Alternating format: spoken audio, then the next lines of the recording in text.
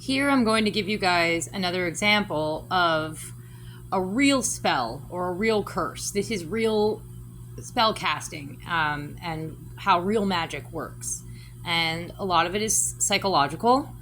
So I'm looking at a list of my videos here on my channel. The top video there says how Virtual Voorhees Hospital got away with it. It's a shorter clip of a longer video down here, the one with the butterfly, how my daughter died. So let's go look at the comments for this really quickly. All right. I'm not going to play the video. I don't think that's necessary. Just know that it's a video about my daughter's death, and I'm crying in it and yelling sometimes and getting very upset, I think understandably, and to some degree talking about how much pain I'm in over her death. Well, let's have a look at these comments down here. So down here at the bottom where it says Oceanic Estate, this person under the name Oceanic Estate said, "It's almost over." And here's what I replied to that. So if you guys think that through. Think through what that person's comment is. It's almost over. Unpack that. What they seem to be implying is that my pain and suffering is almost over. Well, what that then also implies is that my life is almost over, because you can't really separate life as we know it in the physical realm from pain and suffering. Not that it should be all pain and suffering. That's not a life. That's just a torture. Your existence should not be all pain and suffering. That is not a life. That is a torture. Neither should it be all Ferris Bueller's Day Off. It can't just be happy, happy, joy, joy all the time. A real life is you're going to have joys and happiness and exhilaration, but you will also have some sadness and hardships and obstacles to overcome. So here's what I responded to "It's almost over" to Mr. Oceanic Estate. Now this person, by the way, whoever they are, they've been commenting on my YouTube channel for a while now. I want to say I recall them commenting as far back as at least a year ago, roughly. So I do think that they are very likely a troll that's being, or a part of this network that I've been investigating, or they're a troll being paid by the network to harass me online and mess with my mind. Now this is actually, I have to give them credit. This is quite a clever little curse that they're trying to cast upon me here. They're trying to basically, so I'll just read my response to this. So again, they just posted a day ago a comment on this video where I'm crying and talking about the death of my daughter and how much pain I'm in. They posted, "It's almost over." To which I responded, "What is almost over?" "Oh, I do love a good curse. Is that what this is? You're trying to sink into my subconscious mind that my suffering is almost over, which then implies that my life is almost over. Because you can't have life without some suffering. That's a clever plant, or a clever attempt at least. That's what seems to be is going on here right now. Do you guys ever stop playing these childish games? It really is. It is childish for them to be doing this nonsense.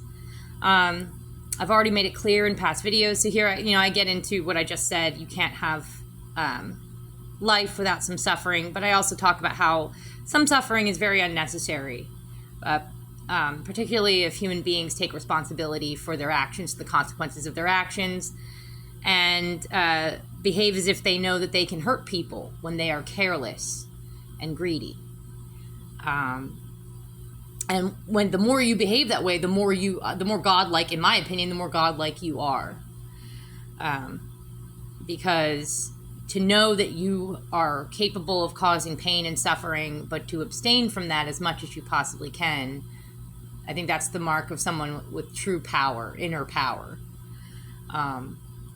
People go around hurting each other, like hurting others, causing mayhem and destruction wherever they can.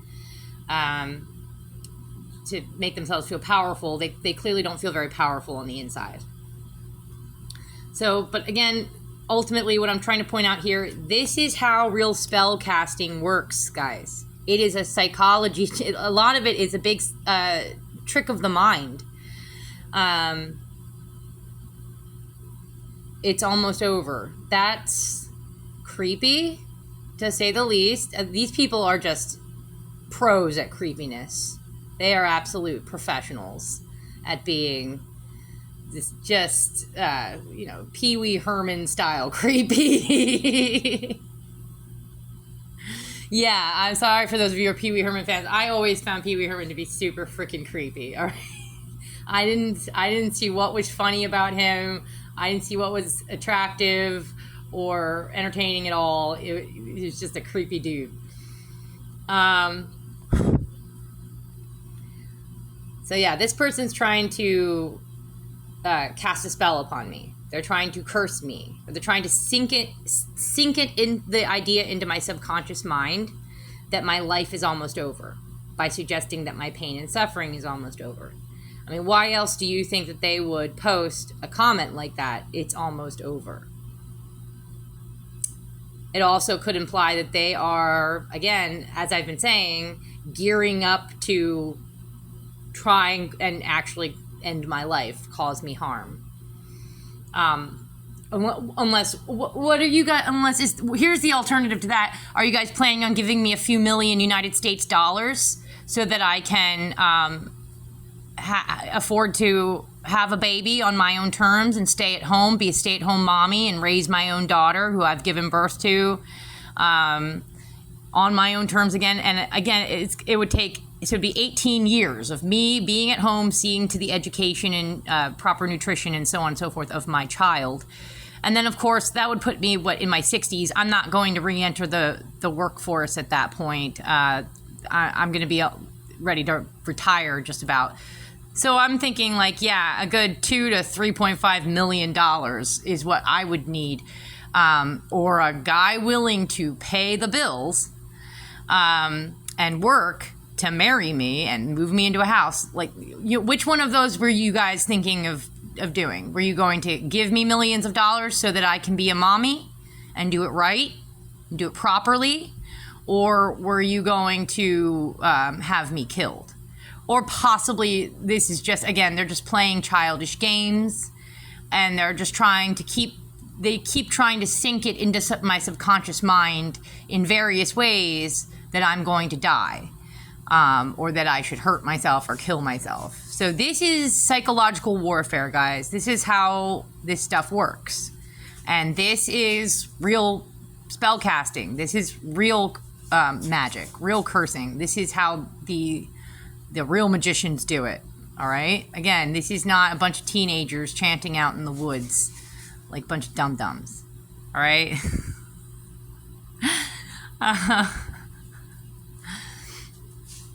So, I'll leave it at that. Just pointing this out to you guys.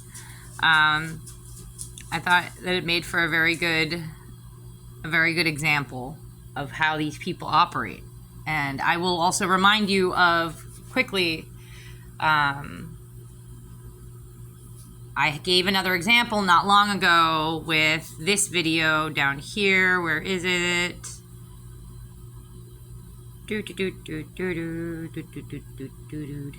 Oh, the Western cult Zay Frank TED Talk, Hocus Pocus. So the Western cult Zay Frank's TED Talk, Hocus Pocus, I'll put a spell on you. So this video I pick apart one of Zay Frank's TED Talks, where he put together a song. And he got a bunch of people to participate in singing this song. And the particular specific words, some of the specific words of this song, particularly the chorus, goes, "Hey, you're okay, you'll be fine, just breathe." And I talk about how really the etymology, the history of the word fine means end. Ultimately means end, to end or to die. So you will die. And so this is how it works. They get you to, they get ideas and notions planted in the back of your mind with certain things like songs Songs are one of the best methods because that they can really sink into your subconscious, and then you're humming them all day. And they use wording and lyrics and stuff. It has the appearance of being friendly and good and sweet and kind. But if you dig a little bit deeper, if you just dig right under the surface there, it's sour, it's evil, it's poisonous. And the word okay actually can be a reference to the centaur Chiron, who was pedophilic, who was a man beast, basically. So he's saying, hey, you're a man beast, and you're going to die, is the flip side of that, of those lyrics, of that song. And again, it also brings together, it utilizes this idea that I keep repeating to you guys, that magic is about bringing together two opposites. So this is how, I have to give props to Zay. He's very clever. He came up with a spell or a curse that on its surface seems very sweet and kind and healthy, but then there's a flip side to it that's very unhealthy and mean and dangerous and dark. All right? And then he got a bunch of people to participate in singing this song together to each other and to the world, and then he played it at a TED Talk. So let me see if I can find I'm not going to play any of it, but yeah, I was just looking for a scene of him in his little TED Talk. He played it in a TED Talk to a big audience, and now it's in a video on YouTube, so everybody can watch it and they can hear this song, and it can sink into your subconscious minds that you are a man beast and that you're going to die, whilst you think that you're singing a sweet little ditty song that's meant to cheer you up. That's not what's going on here. He is cursing you. He's getting people to participate in their own curse. So again, this is how spellcasting works, guys. For anybody out there who is ever interested in the occult or magic or witchcraft, this is how it works. That's why they do chanting. All right, that's actually one of the reasons why there's so much chanting involved in spellcasting, in magic making, because again, you're trying to change the world around you, and in some ways that involves changing yourself and or changing the people around you. And repeatedly giving the same suggestions to yourself and or people around you will likely change them, and will likely begin changing the world around you. So again, it's a big part of it. Just repetition. Figure out a set of words and lyrics that cling to the mind, that get stuck in your mind, that repeat over and over again, and have certain meanings attached to them that are not readily apparent to anybody who does not dig in there and try to figure out what the meaning of these words actually are. Okay, I'm going to stop rambling, but yeah, perfect example of spell casting going on here. And again, these people, this is how they're tricky. They're dangerous. They're also childish. Again, I say Zay Frank is a huge freaking coward because he sends other people to do his dirty work for him. If you want me dead, come on down to Florida and do it yourself, jackass. All right? Stop being a little pussy about it. Bye-bye.